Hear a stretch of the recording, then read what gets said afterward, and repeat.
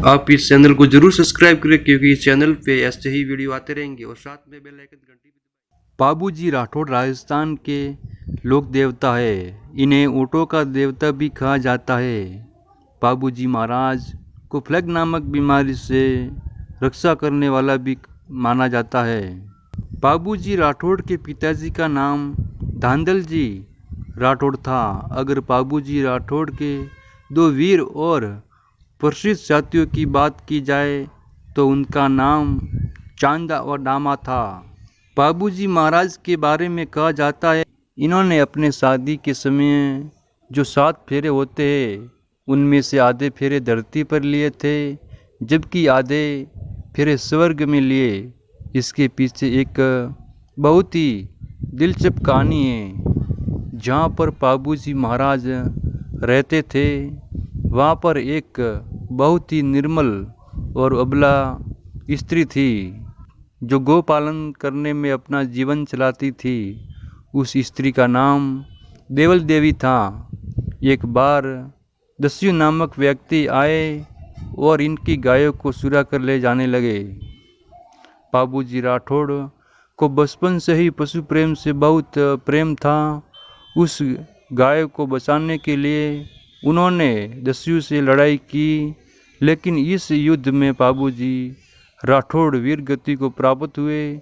इसलिए कहा जाता है कि उन्होंने आधे फेरे धरती पर और आधे फेरे स्वर्ग में लिए। अगर विस्तार से बात की जाए तो एक समय की बात है, बाबूजी महाराज कहीं जा रहे थे। वहाँ पर रास्ते में बहुत सारी गायों का झुंड था। उस झुंड में एक बहुत ही सुंदर घोड़ी थी। घोड़ी भी सर चारा खाना रही थी। जैसे ही बाबूजी राठौड़ की नज़र उस घोड़ी पर पड़ी उनका चेहरा खिलखिला उठा और उनका मंशा हुई कि इस घोड़ी को मैं साथ लेकर जाऊं।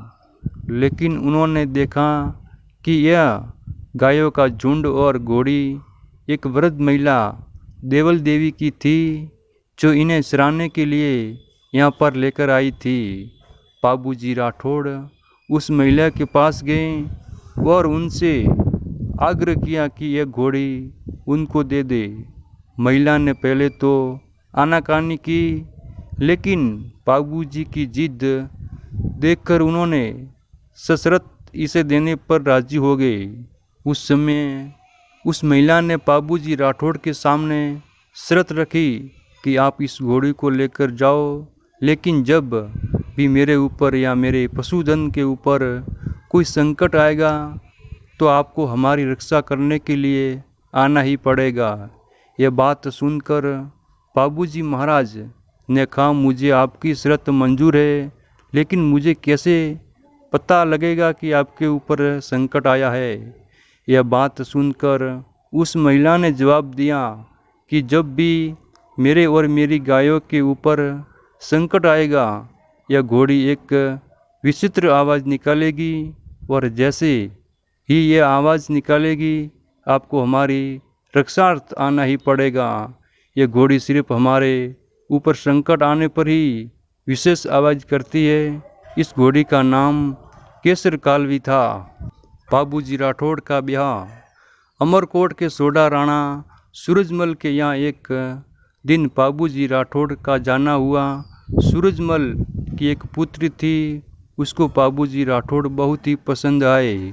उस राजकुमारी ने मन ही मन में यह निश्चित कर लिया कि अगर मैं शादी करूँगी तो बाबूजी राठौड़ से ही। लेकिन शादी का प्रस्ताव बाबूजी राठौड़ तक कैसे पहुँचाए, इस प्रश्न ने राजकुमारी को संकट में डाल दिया। तभी राजकुमारी ने अपनी माता के समक्ष ये बात रखी कि वह बाबूजी राठौड़ से विवाह करना चाहती है। जैसे तैसे यह बात बाबूजी राठौड़ तक पहुंची। यह बात सुनकर बाबूजी ने बड़ी ही विनम्रता के साथ जवाब दिया कि मैं आपका अपमान नहीं करना चाहता हूँ, लेकिन मेरा सर मेरे से बिका हुआ है। मुझे किसी की रक्षा करने हेतु अपने सर की चिंता नहीं करनी है। यह सुनकर वह राजकुमारी बहुत ही प्रसन्न हुई और उसने कहा कि यदि मैं आपसे विवाह करूंगी तो मैं विधवा नहीं हो सकती, क्योंकि जिनका सर नहीं होता वह कभी नहीं मरते हैं। यह बात सुनकर पाबूजी राठौड़ ने राजकुमारी से विवाह का प्रस्ताव स्वीकार कर लिया। विवाह के दिन की बात है। पाबूजी महाराज जैसे ही तीसरा फेरा लेने लगे, केसर कालवी नामक घोड़ी ही निनाने लगी। घोड़े की आवाज़ सुनते ही पाबूजी महाराज तलवार निकाल वहाँ से निकल पड़े, क्योंकि वह समझ गए थे कि उस वृद्ध महिला पर कोई ना कोई संकट आ गया है। एक बार किसी व्यक्ति ने उस वृद्ध महिला से केसर कालवी घोड़ी को मांगा था, मगर उस महिला ने मना कर दिया था। उस व्यक्ति ने मौका पाते ही उस वृद्ध महिला की सभी गायों को चारों तरफ से घेर लिया। पाबूजी राठौड़ अपने वचन का पालन करने के लिए तुरंत ही वहाँ पर पहुँच गए। वहाँ पर पहुँचने के बाद वह बहुत ही भीषण युद्ध हुआ। इस युद्ध में उन्होंने उन सभी गायों को मुक्त करवा दिया और अपने वचन का पालन किया, लेकिन वह बुरी तरह से घायल हो गए थे। घायल होने की वजह से उन्होंने दम तोड़ दिया और वीर गति को प्राप्त हुए। कुछ समय पश्चात यह बात राजकुमारी तक पहुंची। राजकुमारी ने अपने हाथों में नारियल लिया। यह नारियल पाबूजी राठौड़ का प्रतीक था और बसे हुए फेरे उन्होंने अग्नि को साक्षी मानते हुए लिए और वह भी स्वर्ग में चली गई।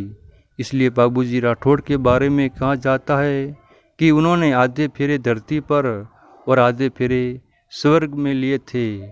राजस्थान में आज भी यह मान्यता है और शाश्वत सत्य है कि जब भी पशुओं पर कोई संकट आता है, पाबूजी राठौड़ महाराज को याद किया जाता है और पाबूजी राठौड़ महाराज संकट की घड़ी में पशुधन की रक्षा करते हैं। पाबूजी राठौड़ का मेला हर वर्ष चैत्र मास की अमावस्या को पाबूजी महाराज का मेला लगता है। यह मेला पाबूजी राठौड़ के मुख्य मंदिर, जो कि जोधपुर के कोलूमुंड में स्थित है, पाबूजी महाराज को याद करते हुए लोग इनका यश गान और तारीफ में पावड़े और पवाड़े गाते हैं। ये इनके यश गान में गाए जाने वाले गीत है। जोधपुर की फलोदी तहसील पाबूजी राठौड़ महाराज की वजह से ही विश्व प्रसिद्ध है। यहाँ फड़ वस्त्र पर बनाई जाती है।